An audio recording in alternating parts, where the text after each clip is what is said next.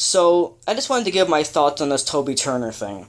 If you need a bit of a backstory, don't worry, you don't need too much. I mean, even I know shit as far as backstory goes. Pretty much my entire opinion is based on psychology and my knowledge of human behavior. So that's what I'm going to base this on. Okay, I'm not a fan of Tobuscus, which is Toby Turner, at all. I don't watch his videos or anything, so I'm just going to talk solely about, very objectionally, about the facts that I've been presented with. A lot of videos have been made, and the backstory is this. So Toby Turner of Tobuscus, just a very popular YouTuber, was accused of raping an ex-girlfriend of his by the name of April, I believe. And since that, a couple other women have come out who are also YouTubers and have claimed that he has very poor behavior as a boyfriend, but is not necessarily a rapist. But they are leaning towards that he would have raped April because she told the truth about his other behaviors. Basically, April wrote a very long Tumblr post describing in detail what he did. And then other women, there was some woman who filmed something in a car, I'm not sure what her name is though, and also Jacqueline Glenn. Jacqueline Glenn is a YouTuber who makes videos on atheism a lot. Very nice person because she's an atheist. And I watched her video, and I watched Philip DeFranco's video, who obviously talked from an objectionable standpoint because he's a man. Just on Toby as a human being. And again, everything psychologically would fit the kind of person that Toby has been described as. Jacqueline Glenn, I agree with her video entirely. In her video, she is not looking into the camera. She's looking off to the side a lot. Now, the thing is, many people say, oh, her body language would insinuate that she's telling a lie. But this is not necessarily true. Not looking straight to the camera doesn't always indicate a lie. It could also simply just mean that the topic at hand is uncomfortable because you're expressing something very personal and you're not comfortable doing it. It's giving you some anxiety. You're worried about the kind of comments and feedback you'll receive. You're worried if people will believe you or not. Things like that. It's kind of like how rape victims don't always come forth right away, much like molestation victims, but for very different reasons, mind you. Just want to throw it out there. Molestation victims often don't come forward right away because they are unaware that they're being abused at all. Whereas rape victims don't come forward because of fear.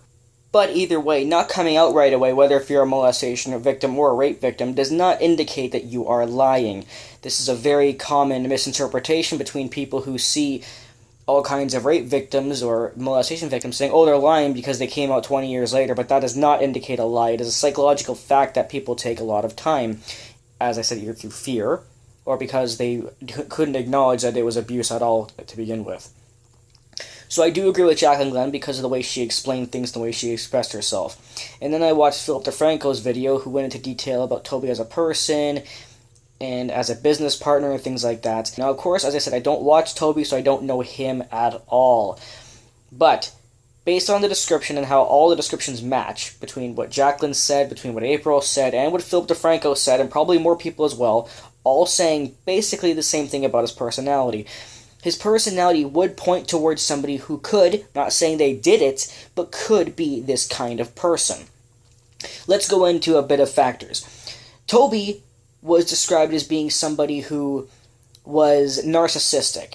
You know, he likes being complimented, he likes being looked up to, he likes being basically respected on a higher level as somebody who's really great. The narcissism is generally something that somebody who could be abusive, whether it be sexually, emotionally, mentally, or physically, would have. As part of being a narcissist, chances are that Toby, especially as how he was described, is that he has a lot of confidence, a big ego, but he also has very low self-esteem towards himself, which means that, again, he's also being described as somebody who is like lonely and kind of like needs a partner, somebody to validate him and take care of him. This, again, would support narcissism and the kind of personality that he would have. And again, genuinely, people like this abuse other people. He's also been described as being somebody who's very unreliable. This is, again, part of narcissism and other personality traits. He was also described as somebody who has a lot of substance abuse, tends to lie a lot, possibly a habitual liar or a pathological liar. Also somebody who has cheated on multiple girlfriends and multiple times. Again, these are all severe narcissistic traits, and actually a lot of them fall under sociopathic traits. I don't want to call Toby a sociopath because that is a massive claim to make, but he is fitting the profile. Narcissism, charmer, pathological liar, high confidence, big ego, low self-esteem, the constant need for validation, manipulating these women, lying, cheating, substance abuse, abuse towards others and himself. All of these traits do fit the profile of somebody who would be a sociopath. I'm not saying he is one. I'm not saying he is a rapist, but he does fit the profile based on what these people have said. These people also made claims that he would go around using people, taking advantage of people. Again, the traits of somebody who would be sociopathic. But in general, even though he does fit the profile of somebody who would be sociopathic and heavily narcissistic, it doesn't prove that he committed any crimes. But his personality as a whole is somebody who could commit rape, because when you combine all of these personality traits together, generally these kind of people start taking advantage of people, and they're using people, and they put people below them, and they don't really, and they lack the empathy, another sociopathic trait, one of the biggest ones actually. And the biggest problem with them, especially if they're pathological liars, is that they themselves don't see anything wrong with their actions. Like, for example, a part of the description that he was given was that if he was going to be sexual with one of his girlfriends, even if she was saying stop, he would continue to do whatever he wanted to do sexually because he himself saw nothing wrong with it. This would also support how he sees himself as innocent, despite maybe not actually being innocent. This is actually yet another common thing. The inability to really see what it is you're doing wrong to another person.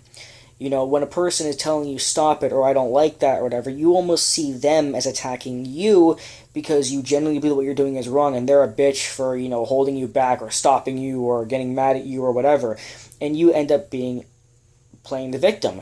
And yet again, victim playing, that's another aspect of this kind of personality disorder. And to top it all off, I watched his own video where he titled it The Truth. It was a minute-long video on his own channel where he basically denied the claims. And based on his own body language in that video, based on the way he's talking, based on the fact that it's only a minute long and he went into no detail at all, shows me that he has guilt of some level. Again, I am not saying that Toby Turner is guilty. But based on his short video, the way that he was described by April, Jacqueline Glenn, Philip DeFranco, and many other people, based on my observations of if they were being genuine or not, I would have to lean towards that it is most likely that he did, in fact, sexually assault these women. I'm not saying he did. The man is innocent until proven guilty. But most likely, based on his personality, I'm going to have to go with yes, in my personal opinion. And the last thing I want to bring up is people's misinterpretations. Now, I already mentioned earlier how people misinterpret when a rape or molestation victim comes forward many years later and how it doesn't prove that they're lying. And there's also another thing that people also commonly say. That, oh, well, one woman came out and then a whole bunch of women followed, so they're all lying. The ones who followed are lying. Why would you make your claim afterwards? But again, this can also make sense. It could be, let's just say that Jacqueline Glenn is following April. Jacqueline Glenn can be thinking, you know what, April had the courage to come out, maybe I should do the same. It doesn't necessarily mean that either one of them are lying, but there's also no proof that they're telling the truth. But again, based on my observations and my knowledge of psychology and my knowledge of human behavior, my answer is yes. Take care.